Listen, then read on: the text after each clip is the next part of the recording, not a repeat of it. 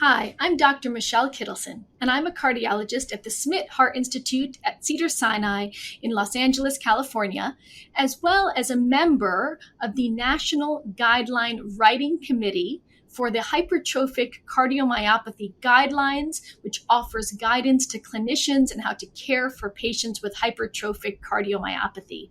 Welcome to this podcast episode, How HCM, or hypertrophic cardiomyopathy, is diagnosed. This is a part of the 4-episode podcast series called What You Need to Know About HCM. Today, I'm speaking with Dr. Anjali Owens. Dr. Owens, can you please tell us a little bit about yourself and about your work? Sure, Dr. Kittleson, and thanks again for having me on today. I'm Anjali Owens. I'm the director of the Center for Inherited Cardiovascular Disease here at the University of Pennsylvania, and I direct our hypertrophic cardiomyopathy clinic. I'm a heart failure and transplant cardiologist by training, as you are, and I spend the vast majority of my time seeing patients with hypertrophic cardiomyopathy and other forms of genetic or inherited cardiovascular disease. Well, that's perfect, and we're pleased to have you here with us because today we're going to be talking about diagnosing hypertrophic cardiomyopathy, also known as HCM. We'll be discussing what your doctor may ask about in order to help make a diagnosis and what you can expect as far as the physical exam and different tests they may do. Just to kick things off, let's just remind everyone a little bit about HCM and the effects it can have on your body. So HCM is a condition where the heart muscle becomes thicker than normal without a clear underlying cause. And this increased thickness in turn can make the heart pump less efficiently, which results in a reduced amount of blood being pumped to the body. There are two major consequences. One can be chest discomfort and shortness of breath with activities. The other can be abnormal heart rhythms that can lead to serious complications like sudden cardiac death. So getting properly diagnosed is very important, and getting diagnosed as early as possible is important so you can get the proper care and treatment. So Dr. Owens, can you explain a little bit more about what goes into getting a diagnosis of HCM? For example, when would a doctor consider HCM as a possible diagnosis, and what kind of questions would someone's doctor be asking? Sure. So we usually start by talking to a patient about their medical history. In our clinic, we start with childhood. So we see if anyone has had any symptoms or limitations or medical issues as they were growing up, and we progress throughout their lifetime. We know with hypertrophic cardiomyopathy that symptoms can really develop at any point in someone's life. Some patients have signs or symptoms of HCM for many years before they actually get a diagnosis of HCM. Those symptoms can include exercise intolerance, as you said, or shortness of breath that occurs with activity, even passing out episodes or feeling your heart race, or at times chest pain or fatigue, as you said.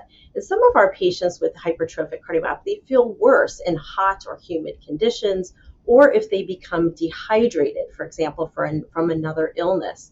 Symptoms from HCM can get better or worse day to day, so we also ask about variation in symptoms. All of these symptoms can be present even before a patient gets an actual diagnosis, and that's why learning about your medical history is so important. So there's a range of ways people can present to medical attention. It may be because of symptoms, particularly those that may occur with exercise or physical activity or with triggers like hot weather. Now, there are other ways people present to medical attention as well. It might be that someone else in the family was diagnosed with HCM, or there might be an abnormal finding on a routine physical examination performed for another reason, or routine testing like an electrocardiogram. So from what you told us, I think it's so important to highlight that talking to your doctor about your symptoms is important and can help with getting an early diagnosis. So to reinforce what you covered, in addition to the symptoms you mentioned, others can include chest discomfort, fatigue, dizziness or lightheadedness, swelling in the ankles, feet, legs, or abdomen, fainting spells, and these can happen at any point in your life. So bringing these up to your doctor or healthcare team member is going to be valuable. You want to make sure you don't leave any symptoms out, you don't downplay your symptoms, and you don't want to wait until you see a specialist or a cardiologist to bring up the symptoms. The wonderful thing about seeing a healthcare professional is they can help calibrate your concern. Are your symptoms serious, dangerous, concerning, or not? So give full disclosure so your healthcare professional can make the right assessment. And there's certain red flag symptoms that may suggest a serious diagnosis, or at the very least, symptoms that warrant further testing. The big red flags that make us sit up and pay attention as healthcare professionals are shortness of breath that limits activities and fainting spells. But we do know that HCM can often go undiagnosed because some people, especially younger people, may not recognize the symptoms, may ignore the symptoms, and not seek help. And some patients have few symptoms or none at all. So then, aside from symptoms, what are other clues to this diagnosis? What about family history? A lot of people wonder, why is their doctor asking them about their family's medical history when it comes to HCM? It's a great question, Dr. Kittleson. Well, we ask about family history because we know that HCM can be a condition that's passed on from generation to generation. We call that inherited. Because of that, it's really important to know whether or not other people in the family have either been diagnosed with hypertrophic cardiomyopathy or have symptoms that are suggestive of HCM. And in the extreme situation, hypertrophic cardiomyopathy, as you alluded to, can even cause sudden cardiac death. And so we'd also like to know if someone in the family has died at an early age or from an unknown cause. Many times, these deaths are attributed to what people may call a, quote, heart attack. But we know that that's kind of a generic term, and a lot of things can be put under that umbrella term. Not all heart attacks are from blockages in the arteries, so you can have a sudden cardiac death due to an arrhythmia or an abnormal electrical pattern that can happen from HCM. So we frequently see in our patients that sudden death from HCM can be mislabeled as a heart attack if we don't know the exact cause of death.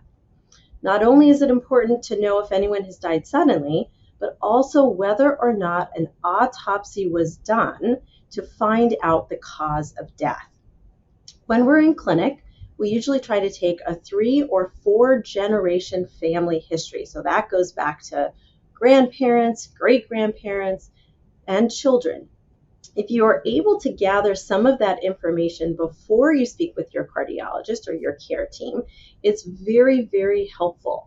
And what I would suggest is you can start with your parents, your grandparents, your brothers and sisters, and children if you have any. And what we like to know is if anyone was diagnosed with any heart condition, anyone diagnosed with heart failure, a stroke at an early age, if anyone's had an abnormal heart rhythm or a pacemaker defibrillator, needed a heart transplant, or if anyone died suddenly. And again, we'll guide you through those questions when you're in clinic, but if you can gather some of the data in advance, it's often very helpful. Those are such important pearls. And I know we often feel like detectives when we're sitting in clinic with someone who comes in with a concern for HCM, because dying suddenly can be, oh, there was Uncle Bob who was a great swimmer but drowned and no one knew why, or someone was driving down the country road and there was a perfect day and he crashed into a tree. Those could be signs of a sudden cardiac death episode that no one put the 2 and 2 together. So we try to play detectives in clinic to figure that out. And it's so important to figure that out because HCM very often has a genetic cause. So remember that genes are the information inside your cells that determine your traits and characteristics, and a change in a gene is called a mutation. So if you are living with a gene mutation for HCM, it may result in the walls of your heart becoming thicker than normal. Now, it may happen just spontaneously. You're the first person in your family to have it, or it can be passed down from parents. In HCM, it's often inherited, which means it's passed down from one biological parent. And that's why the doctor will ask about a family history. And the reason we ask about multiple generations is not everyone with the gene may actually have the condition. So you want to be a detective and dive deep into a pattern that appears from knowing about as many family members as possible. So then tell us, Dr. Owens, as part of this diagnosis, would there be any sort of genetic testing done? Yes, absolutely. We offer not only genetic counseling, which is a very important part to do to talk to a patient about the risks and the benefits before doing the genetic testing, but we also do genetic testing in our clinic. Really, before we get to that, we usually like to make a diagnosis of hypertrophic cardiomyopathy. So after we take the patient's medical history, then we typically move forward with a physical examination. We do that in the clinic, and that's where the heart doctor will take your blood pressure and also use a stethoscope to listen to your heart, to your lungs, feel your pulses, look at your legs, and see if there are any signs of hypertrophic cardiomyopathy. So what some patients with hypertrophic cardiomyopathy have is difficulty getting blood out of the heart. And that's because the heart muscle is abnormally thick and it gets in the way of the blood flow. And we can listen for a heart murmur to see if there is trouble getting blood out of the heart. It's pretty common for us to ask a patient to do some maneuvers while we're listening to the heart. So this is all part of the physical examination. And tell us more, what types of movements or maneuvers do you have people do, and what are you looking for? Well, we may ask a patient to hold their breath and bear down like they're straining. That's called the Valsalva maneuver. And we may also ask a patient to squeeze their hands, tighten a fist. If we hear a heart murmur, it may tell us that the patient is having difficulty getting blood out of their heart. A heart murmur really just means that there's swirling blood flow somewhere in the heart. That can happen when a heart valve isn't opening or closing properly, or when you have HCM and the thickened heart muscle is impeding or getting in the way of the flow of blood. I often tell my patients it's like a river with no rocks in it, with easy flow of water, versus a river with a big rock on one side, which is the thickened heart muscle, and the water has to swirl around that rock, and we hear that swirling flow. We sometimes even ask a patient to squat and stand up so we can listen to their heart in both positions, because we know that the trouble getting blood flow out of the heart can change depending on what the patient is doing. So this is a great example. So sometimes you go to the doctor and you're thinking something weird's going on. Why are they asking me to do all these things? In fact, it's hugely important to help make the diagnosis. So besides the physical examination, what are the other tests you typically do? There are a number of non-invasive tests that we often do to confirm a diagnosis of hypertrophic cardiomyopathy. We usually start with a test that tells us about the heart's electrical pattern, called an electrocardiogram, or an ECG, or EKG for short. For this test, we place small stickers on your chest that record the heart's electrical signals. The signals are then shown to us as waves on a computer screen or as a printout. And those waves tell us how fast the heart is beating and whether the heart's rhythm is steady or irregular. And the different patterns can give us an idea of if the heart muscle is thickened. There are also portable EKG devices that your doctor may recommend to monitor your heart at home. These are stickers that you wear at home, and you can wear them for a day or even a few weeks, and they record your heart's activity during your normal daily activities and even while you sleep. Amazing. So that's the EKG or electrocardiogram. And then we take a deeper dive into cardiac imaging. Tell us the different pictures and methods we can use to get a good look at the heart. Well, the first one we do, and the one that we use most frequently in hypertrophic cardiomyopathy, is a test called an echocardiogram, or an echo for short.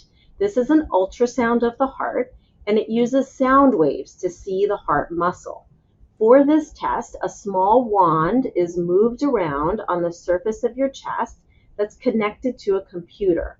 The wand sends out high-frequency sound waves that create echoes when they bounce off your heart muscle, and these are then sent to the computer and combined to form images or pictures.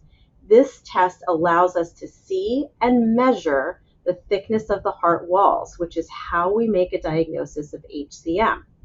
There's also a cardiac MRI that can be done alongside an echocardiogram or after an echocardiogram to get additional images of the heart if we need them. The MRI, which stands for magnetic resonance imaging, can give us even more information about the heart muscle and whether or not any scar tissue has formed in the heart. If your heart muscle is thick and we can't tell why it's thick by the echo, the MRI can sometimes tell us more about what is making the heart walls thick. It's usually done by having a person lie in a machine for about 45 minutes that uses a magnetic field to make detailed pictures of the heart. And as an additional test, we sometimes do a stress test. This involves having a patient walk on a treadmill or ride a stationary bike while we monitor your heart rhythm with an EKG. We also measure your blood pressure, your vital signs, and see if you develop any symptoms during exercise. At the end of exercise, we often do an echocardiogram, or that heart ultrasound, at the end to see how your heart has responded to physical activity. So in summary, we start with a full medical history, move to a multi-generation family history, which we call the pedigree, then to the physical exam, and then to the diagnostic tests like an EKG and echocardiogram. And after the testing is done, we do genetic counseling to explain the risks and benefits of genetic testing, and we can do the genetic testing as well. Amazing. So there is a process here of diving deeper and deeper and deeper and getting more and more detailed information as you go on. Knowing your medical history is going to be an important first step. If you're having symptoms, you want to take note of those and tell your doctor and healthcare team. Because HCM is inherited or passed on, you want to know if anyone in your family has been diagnosed, or if they've had a condition like heart failure or a mysterious early death and no one knew why. It's important to point out that not everyone who has HCM will have a genetic mutation, but if you have a first-degree biological relative, that means parent, child, brother, sister with HCM, you'll most likely be referred for genetic testing done by getting a saliva sample, most typically sent to a lab where they'll check for the mutation. It can take a few weeks to get the results back, and it's most helpful to do this testing in the context of a genetic counselor consultation, because the genetic counselor can go through what are the consequences of getting a positive genetic test, not just to your medical life, but for issues like how does it affect you psychologically to know about this and other family members. There can be valuable support. So tell me, what do you think of that summary, Dr. Owens? I think that's a wonderful summary, Dr. Kittleson. Clearly not your first rodeo. Amazing. And an early diagnosis of HCM is going to be important for any treatment you may need. So remember again, you may come to medical attention because there was a family member who was diagnosed and you're going to get screened. You may have gone into your doctor for some other reason and there's a murmur on your physical examination or a different unusual variant or pattern on your electrocardiogram, or you might have symptoms of chest discomfort, shortness of breath, fainting. And when you get there, then it's important to know the facts and be prepared for what your doctor may recommend. Well, Dr. Owens, this has been a fantastic discussion. Thank you so much for joining me today. Tell me, any closing thoughts or advice for our listeners? Yes, I would leave our audience with the knowledge that hypertrophic cardiomyopathy is a relatively common condition. It occurs in at least 1 in 500 people worldwide, people of all ages, men and women, all races and ethnicities. It's important to know your family history and get checked out if you have any concerning family history or symptoms. By diagnosing HCM early, we can avoid problems and complications later on and help people with HCM to live long and healthy lives. Thanks again for having me here today. What a perfect summary. Remember, knowledge is power, and we hope you got more knowledge out of today's episode. Thank you to our listeners for being here.